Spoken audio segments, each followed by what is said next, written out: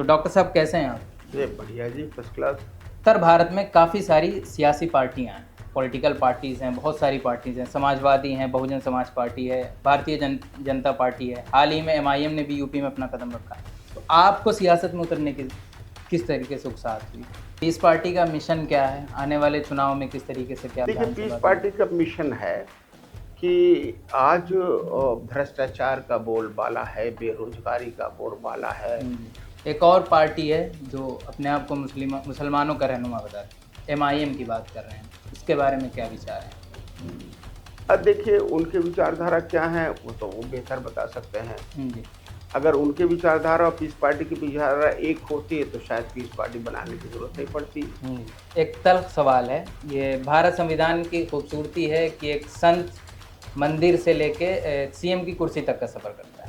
आखिर देश में जो उलमा है, मुस्लिम समाज के जो लीडर हैं, वो सियासत की तरफ रुख क्यों नहीं अपना रहे हैं? आप एक जाने माने डॉक्टर हैं, आप मर्ज़ पकड़ सकते हैं, क्या लगता है कौन सी बीमारी है इसमें? देखिए,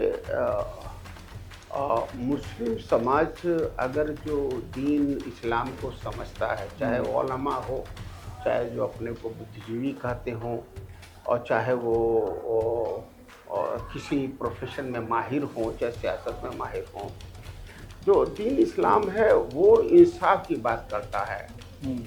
अगर हम ये फैसला लेते हैं कि हमारा हाकिम क्या चाहता है तो हमें एतराज़ क्यों होगा? गुलामों को कौन सा हक है एतराज़ करने का किसी चीज़ का? तो हमने गुलामियत तो खुद अख्तियार कर ली ना। हम कहे कि हम पार्लियामेंट में नहीं जाएंगे, हम विधानसभा में नहीं जाएंगे, जो कानून बनाएंगे उस पर हम अमल करेंगे। तो हम फैसला खुद ले रहे हैं। 1947 में जो लखनऊ के कॉन्फ्रेंस में कहा गया था कि मुसलमान सियासत में हिस्सा नहीं लेगा, उसी का जो नतीजा हुकूमत फैसला करेगी उसको हम मानेंगे। उसी का नतीजा है आज। उसी का नतीजा है। जब हम है ही नहीं हैं, जी। जब है ही नहीं हैं, तो जो फैसला करेंगे उसके हिसाब से हम मानेंगे, और हम मानते चले आ रहे हैं। तो इसमें वो फायदेमंद हो नुकसानमंद हो, तो हमें वक्फ बिल के चर्चा से मुसलमान का फायदा है कि नुकसान है, इससे तो बड़ा मुद्दा हमारे अनुसूचित जाति का आरक्षण का है। इससे मुद्दा तो हमारा बड़ा सीए का है।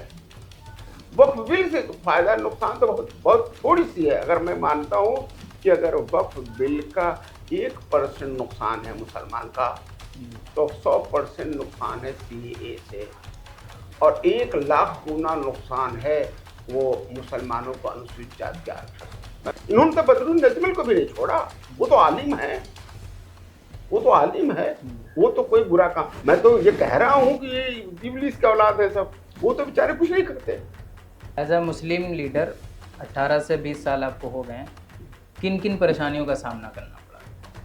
देखिए, मुस्लिम लीडर देख, एक तो ये जो जमात है जी, जो सोच को रखती है, जो अपने अब क्यों ये कर रहे हैं, अपने थोड़े से मफाद के लिए ये कौम को बेचने का काम कर रहे हैं। ना दीन से लगाव है, ना मुसलमानों से लगाव है, ना इन्हें सिर्फ अपने थोड़े से जाती फायदे से मतलब है।